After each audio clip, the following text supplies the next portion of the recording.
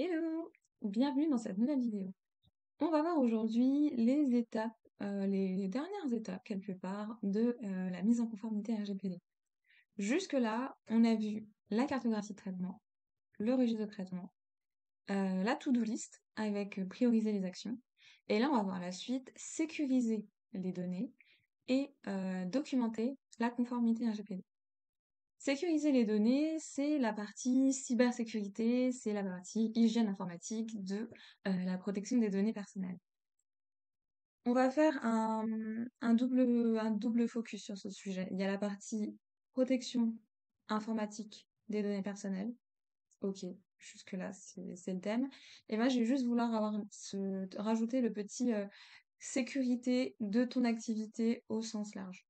Euh, Tant qu'à faire, et tu l'as compris parce que je sais que je l'ai déjà dit dans les précédentes vidéos et que je le dis de façon tout le temps sur mes réseaux sociaux, quitte à faire ta mise en conformité RGPD, quitte à prendre du temps pour construire des fondations solides, harmoniser tes process et mettre à jour tes process, profites-en pour voir un petit peu au global comment fonctionne ta société et qu'est-ce que tu peux améliorer au-delà de juste la protection des données personnelles.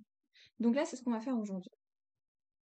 Sécuriser une donnée, ça veut dire plusieurs choses. Attends, je vais réduire un peu ma tête. Voilà, je vais me mettre ici. Donc, comment on sécurise les données?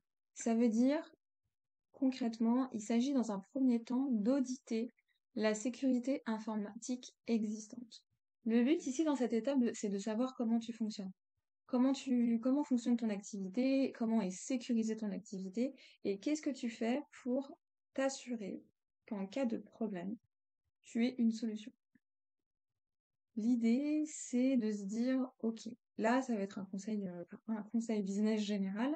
C'est par exemple, si toutes tes informations, si à un moment donné, tu n'as plus accès à aucune de tes informations, parce que tu as été victime d'une cyberattaque, d'un ransomware, ou tout simplement parce que, je sais pas, la vie est arrivée et tu te souviens plus de rien. Voilà, choses qui peuvent arriver, dans des contextes particuliers évidemment. Qu'est-ce qui se passe pour toi? Est-ce que tu as la possibilité de récupérer toutes tes données ou est-ce que tu es complètement bloqué et tu ne peux plus rien faire? Là, ce dont on parle, c'est pas tant de la sécurité informatique, c'est plus du conseil dans le sens où est-ce que par exemple tu as une sauvegarde de tes données? Est-ce que toutes les données personnelles ou non personnelles sont sauvegardées quelque part? Comme ça, si jamais il arrive quelque chose à ce qu'on appelle ta base active, tu l'as en sauvegarde dans un disque dur ou dans un cloud quelque part pour le récupérer. Donc voilà. La sécurité informatique, on le dit très souvent, très très souvent, et en même temps c'est tellement vrai, c'est notamment les mots de passe. Est-ce que si ton mot de passe c'est Carrefour 2022 étoile avec une majuscule à Carrefour et que tu es Carrefour, on le sait tous, ce mot de passe, et c'est pas une bonne idée d'avoir ce mot de passe là. Attends, je vais peut-être remettre, je vais remettre mon compte en grand. Voilà, je suis là. Et ça, c'est vraiment pas une bonne idée parce que c'est trop prévisible. Un bon mot de passe, c'est un mot de passe qui est ce qu'on appelle robuste, qui a 12 caractères, une majuscule, un chiffre et un caractère spécial. Ça, c'est un bon mot de passe. Ce mot de passe-là ne doit pas être le même partout. Je t'explique pourquoi. Si ton mot de passe est Carrefour 2022 étoiles et que tu subis une attaque malveillante sur ton activité, tu pourras pas savoir d'où provient l'attaque. Parce que de toute façon, ton mot de passe est Carrefour 2022 étoiles, ça peut venir de partout vu que c'est le même mot de passe de partout. Par contre, si tu as un mot de passe par bulle d'activité, par bulle, par partenaire, par catégorie d'activité, etc., tu peux identifier d'où vient la fuite. Si tu as un mot de passe spécifique pour toute ton activité partenaire, moi j'ai un mot de passe spécifique pour my designer. On a choisi un mot de passe tous les deux et tous les documents ou logiciels qu'on a en commun, on sait quel est ce mot de passe-là. Et ça ne sert qu'à ça. J'ai un mot de passe pour ma partie déclaration administrative avec l'URSSAF, les impôts, etc. J'ai un mot de passe spécifique. J'ai un mot de passe spécifique pour chacune de mes relations clients. Elles ont accès à des outils communs. Et ben, pareil, on s'organise avec un mot de passe connu de seuls nous deux. Et en fait, c'est comme ça que je fonctionne. Comme ça, si jamais j'ai une fuite, la fuite n'impactera qu'une bulle de mon activité, elle n'impactera pas toute mon activité.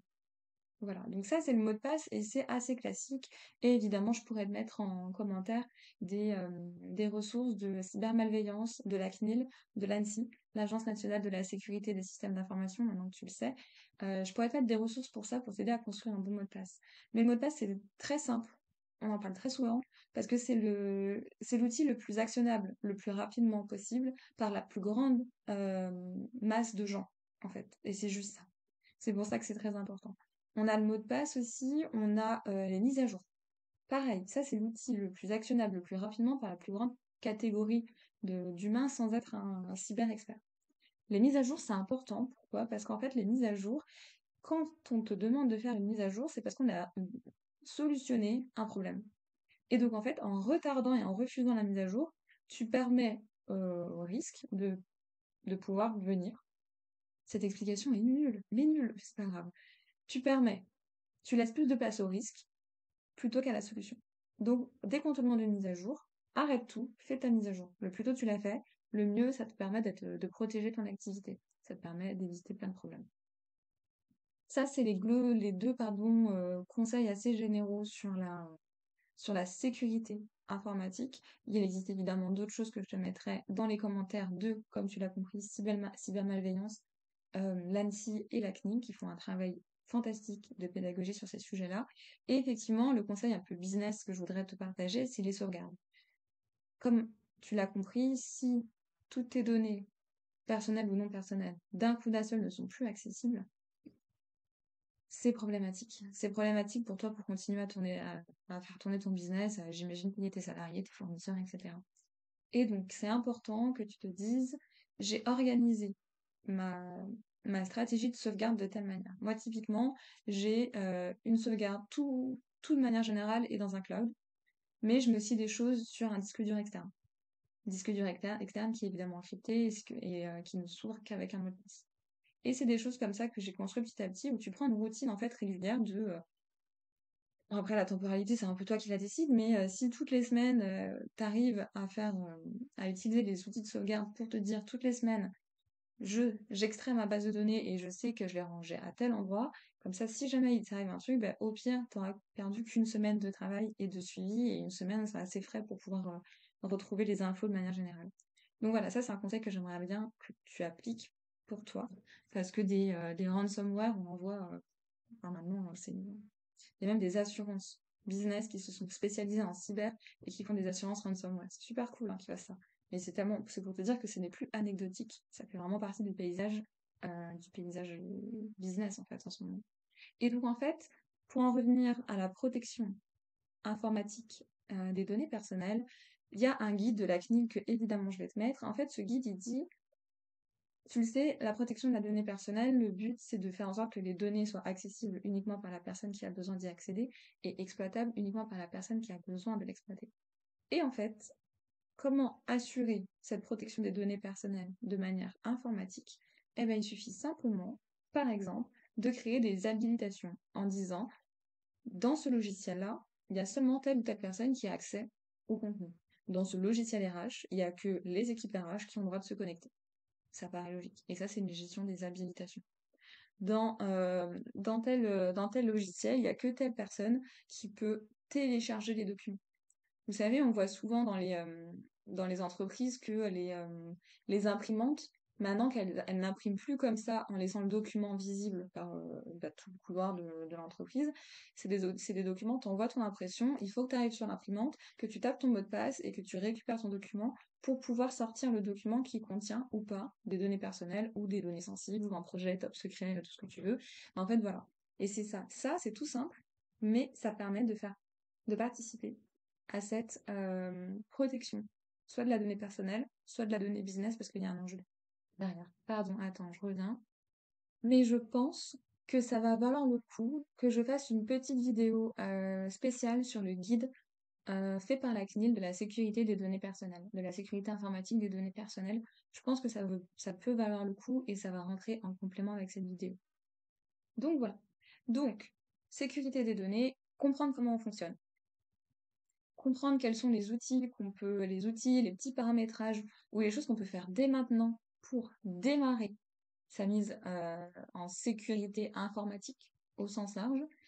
Et après, effectivement, une fois qu'on a compris ça et commencé à se mettre en action avec des petites choses comme les mises à jour et le mot de passe, on peut réfléchir à une stratégie plus globale avec son RSSI, donc responsable de sécurité informatique, son ou sa RSSI. Il y a beaucoup de femmes maintenant qui ont enfin ce poste de responsable de sécurité informatique. Et donc, en fait, on peut commencer à réfléchir à une stratégie de sécurisation de son activité professionnelle. Et en fait, quand tu le vois comme ça, tu vois que le RGPD, c'est une série de questions qui te permettent de comprendre comment tu fonctionnes et qui te permettent de mettre en place un plan d'action derrière pour sécuriser ton activité.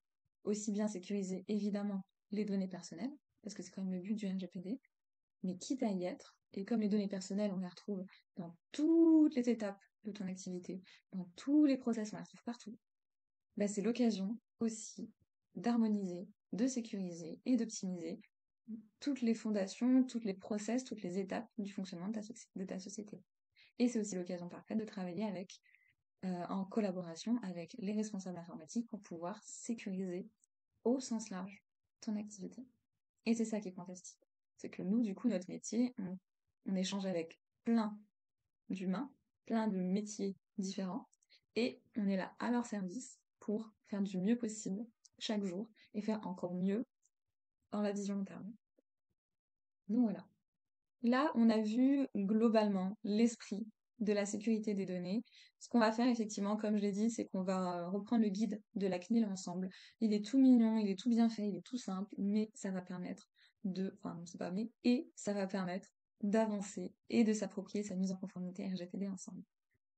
J'hésite à faire, alors effectivement, checklist de la sécurité des données.